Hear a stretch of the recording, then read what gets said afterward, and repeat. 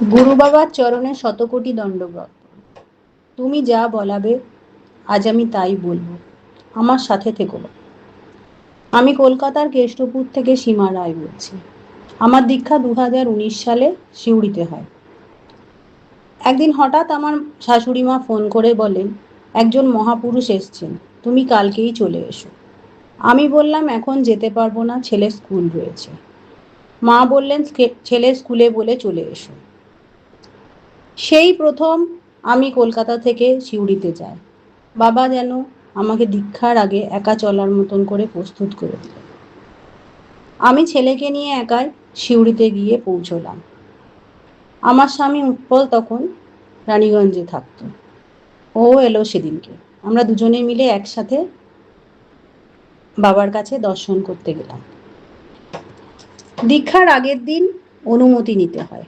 বাবাকে দর্শন করতে গেলাম এবং বাবার কাছে অনুমতি চাইলাম। বাবা, তুমি আমাদের দীক্ষা দেবে? বাবা বললেন, হ্যাঁ, কাল সকালবেলা চলে এসো। সারা রাত ঘুম এলো না। পরের দিন সকালবেলা স্নান সেরে নিয়ে শুদ্ধ বস্ত্র পরে আমরা দীক্ষার জন্য গেলাম। বাবার কাছে দীক্ষা পেলাম এবং দীক্ষার পর বাবাকে প্রণাম করলাম। দীক্ষার পর বাবা অসীমদার লেখা একটা বই দিলেন। তাতে কতগুলি পাতা দাগ দিয়ে দিলেন এবং বললেন কোন কোন মন্ত্র পড়তে হবে। এবং বইটির মধ্যে বাবা নিজের স্বাক্ষর করে দিলেন, উইথ মাই ডিপ লাভ, স্বামী শিবানন্দ। বাবা আমাকে আবার হাত নেড়ে ডাকলেন, মা, তুমি কোথায় থাকো?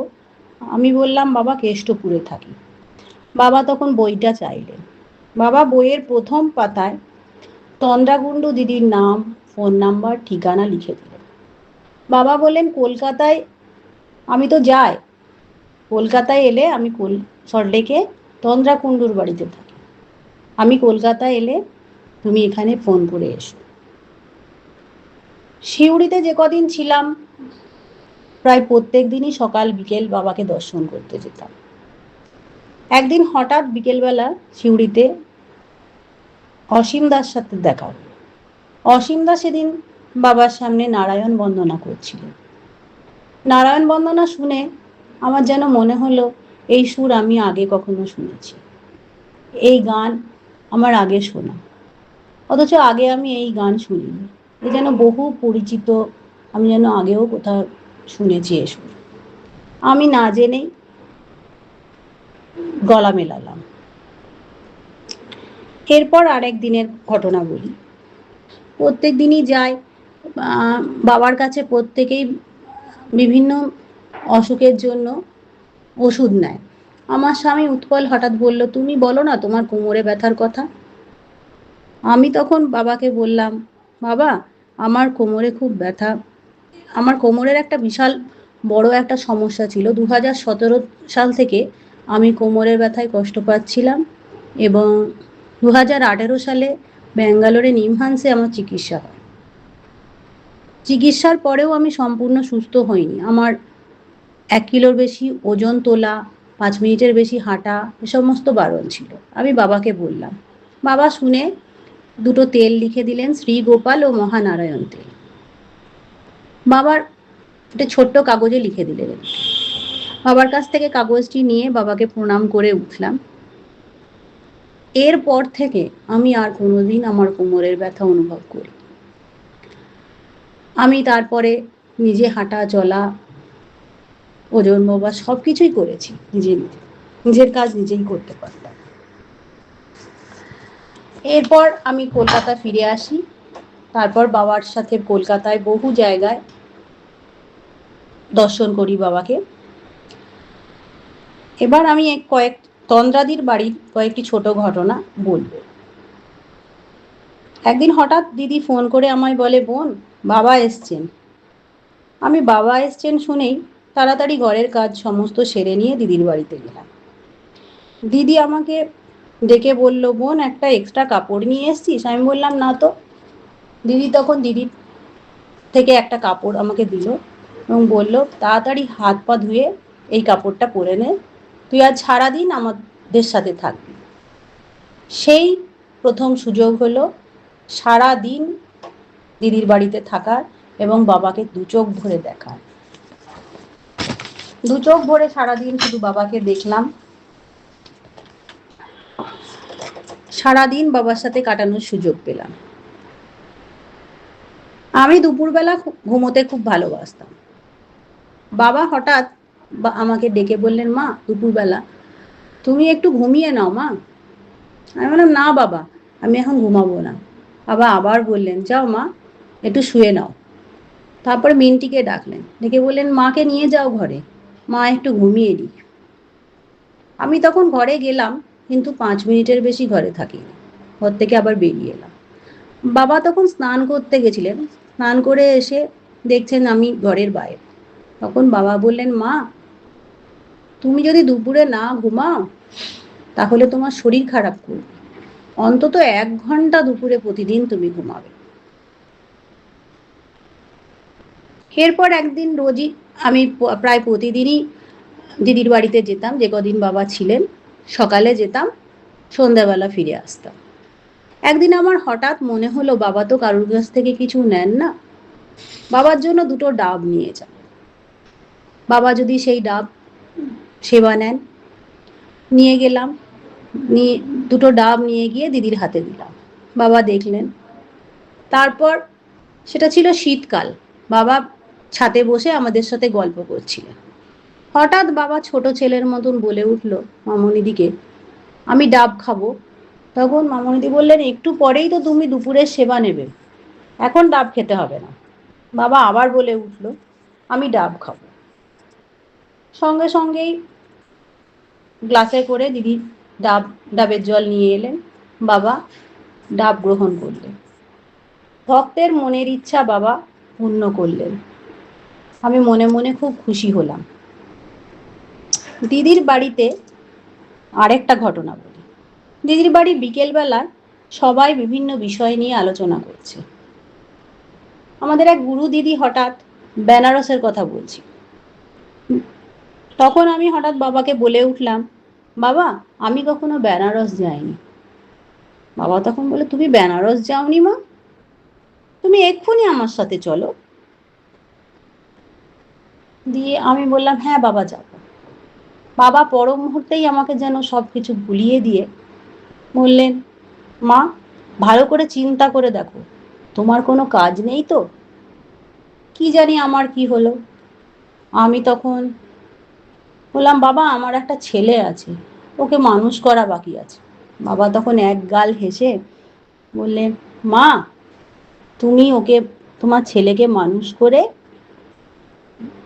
ওর বিয়ে দিয়ে তারপর বেনারসে এসো।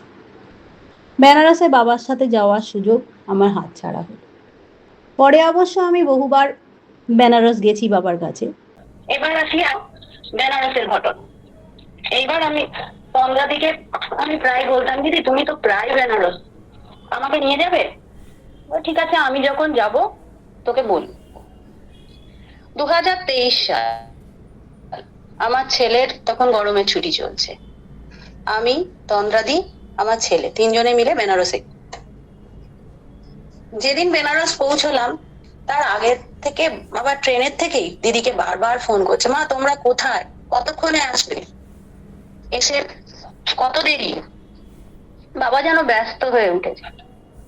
তারপর আমরা যথাসময় পৌঁছলাম, পৌঁছে স্নান করে জামা কাপড় ছেড়ে বাবাকে গিয়ে প্রণাম করলাম। বাবা তো ব্যস্ত হয়ে উঠেছে, সেবা করো সেবা করো, তাড়াতাড়ি সেবা করো। বাবা দই চিড়ে নিয়ে বসেছিল আমাদের জন্য।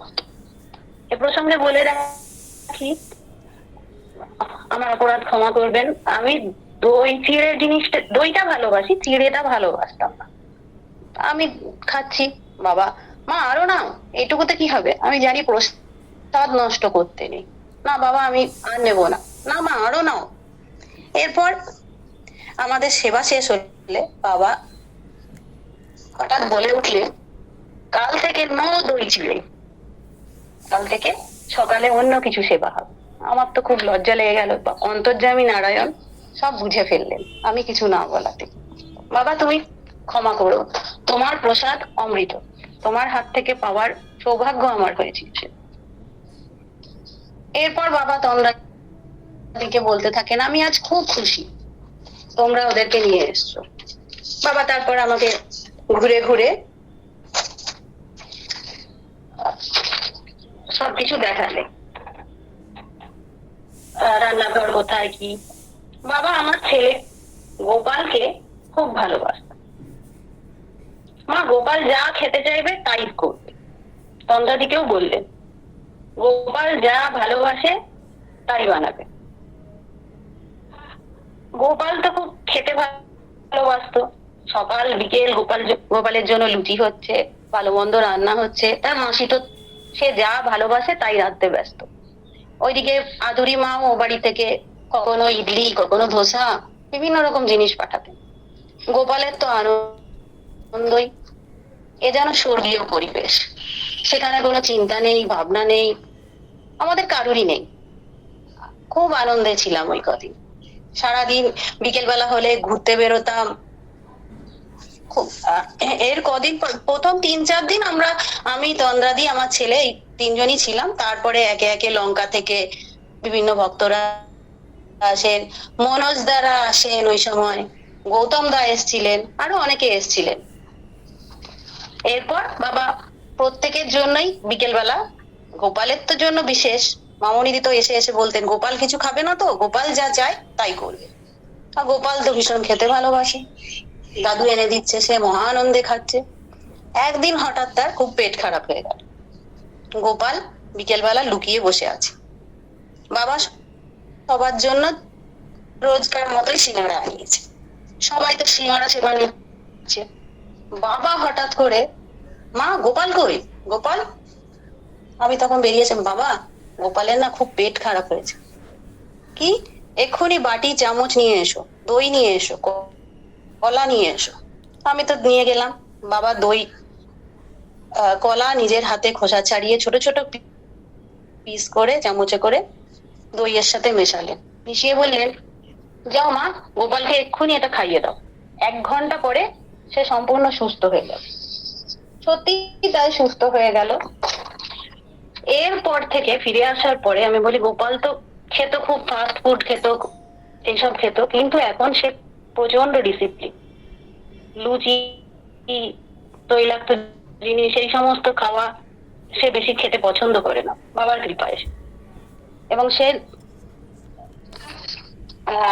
যোগ ব্যায়ামও করে, বেশি খাওয়া হয়ে গেলে সবকিছু ডিসিপ্লিন ভাবে চলে, বাবার কৃপায়। এবার আসি, বেনারসে আমরা বিকেলবেলা একটু ঘুরতে যেতাম। বেনারসে আমি ছেলেকে নিয়ে গঙ্গার ঘাটে গেছি গঙ্গা আরতি দেখতে।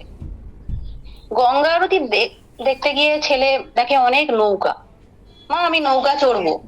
না এখন না, আমরা একা এসছি, এখন একদম বলবে না, দাদু কিন্তু জানতে পারলে বাবা যখন আসবে বা কেউ আসবে বড়রা তখন চড়বে। ঠিক আছে, গঙ্গা আরতি দেখে ফিরছি। ফেরার পথে আমি পথ ভুল করি, কোন পথে যাব মানে বুঝতেই পারছি না। তখন একটু অন্ধকার, রাত বেশি হয়নি, কি সন্ধ্যেবেলা, বুঝতে পারছি না কোন দিকটা যাব। রাস্তা হারিয়ে ফেলেছি, কোন দিকটা যাব। ছেলেকে বলছি, এই রে রাস্তা হারিয়ে ফেললাম তো, কি করবো এবার? ও বলে, আরে গুরুদেব দাদুকে ডাকো না। আর তুই চুপ কর তো, এক্ষুনি সবাই জানতে পারলেই বকবে। গুরুদেব দাদু ইজ আ লিভিং গড, তুমি গুরুদেব দাদুকে ডাকো। ও চোখ বন্ধ করে ডাকতে থাকলো। আমিও বাবাকে স্মরণ, বাবা কিছু একটা উপায় দাও। তারপরে ও বলে ওঠে, মা ওই দেখো ট্রাফিক পুলিশকে জিজ্ঞেস করো কোন রাস্তায় যাব। আমরা পুলিশকে জিজ্ঞেস করে যথা সময়ে বাবার আশ্রমে আবার ফিরে আসি। আমার এই কথা বলার কারণ হচ্ছে, দেখুন ওইটুকু বাচ্চার মধ্যে গুরুর প্রতি অটুট বিশ্বাস। গুরুদেব দাদু আছেন, গুরুদেব দাদু রক্ষা করবেন, গুরুদেব দাদু ইজ আ লিভিং গড। এবার আমি বলছি গঙ্গা দশেরার দিনের কয়েকটি ঘটনা। গঙ্গা দশেরার পবিত্র দিনে আমরা সেদিন ওখানে ছিলাম। গঙ্গা দশেরার দিন বাবা বললেন, গঙ্গা দশেরা এত পবিত্র দিন, এদিন গঙ্গা স্নান করলে 10 জন্মের পাপ। আমাদের সৌভাগ্য হলো সেদিন সবাই বাবার সাথে একসাথে গঙ্গা স্নান করলাম। আমাদের 10 জন্মের পাপ বাবার কৃপায় দূর হল। এবার স্নান সেরে আমরা আশ্রমে ফিরে এলাম। আশ্রমে ফিরে এসে আমি 11 নম্বরে, যেখানে শিব ঠাকুরের ঘর, বাবাকে প্রণাম করতে চাই। বাবা চেয়ারে বসে আছেন। আমাকে দেখে একগাল হেসে বলে ওঠে, মা এসো এসো। যেন মনে হচ্ছে বাবা আমার অপেক্ষাতেই বসেছিলেন। বাবা বললেন, মা বসো, শিব ঠাকুরের মাথায় জল ঢালো, ফুল দাও, বেলপাতা দাও। মা বাড়িতে এইভাবেই পুজো করবে। বাবা মন্ত্র বলে দিলেন, আমি পুজো করলাম। আমার চরম সৌভাগ্য। বাবা আর একটা কথা তার সাথে বললেন, সেদিন আমি বাবার কথার মানে বুঝতে পারিনি, আজ বুঝতে পারি। বাবা বললেন, মা এমন দিন, এমন মুহূর্ত আর কোনোদিন আসবে না। সত্যি এমন দিন, এমন মুহূর্ত আর কোনোদিনই আসবে না। ছোটবেলা থেকে আমি শিব পুজো করি। সেদিন আমার মহাদেব গুরু বাবা আমার পুজো গ্রহণ করলেন, আমার জীবন ধন্য হলো। কিন্তু বাবা ইঙ্গিত একটা দিয়েছিলেন কিছু 23 সাল তখন, যে এমন দিন, এমন মুহূর্ত আর আসবে না। বাবার সামনে বসে পুজো করা সত্যি আর হবে না। এবার আসি গঙ্গা দশেরার দিন বিকেল বেলার কথা। গঙ্গা দশেরার দিন বিকেল বেলা কোন একটি সংস্থার থেকে বাবাকে দশরথ ঘাটে আরতি দেখতে যাওয়ার জন্য নিমন্ত্রণ করা হয়েছিল। ওনারা প্রথমে বলেছিলেন যে বাবাকে নৌকা করে নিয়ে যাবেন। বাবা তখন বললেন, না না, আমার যতজন এখানে ভক্ত আছে সবাই যাবে একসাথে নৌকা করে, ওনারা রাস্তা দিয়ে যাবেন না, তাহলে আমি যাব না। তারপরে তাই হলো, যথারীতি সবাই আমরা বাবার সাথে নৌকা করে দশাশ্বমেধ ঘাটে গঙ্গার আরতি দেখতে গেলাম। সে আমাদের চরম সৌভাগ্য। দশাশ্বমেধ ঘাটে গঙ্গা আরতি দেখা হলো, নৌকা চড়া হলো। গোপালের নৌকা চড়ার ইচ্ছা বাবা পূর্ণ করলেন। বাবা ভক্তের প্রতিটি ইচ্ছা পূরণ করে। জয় বাবা শিবানন্দ।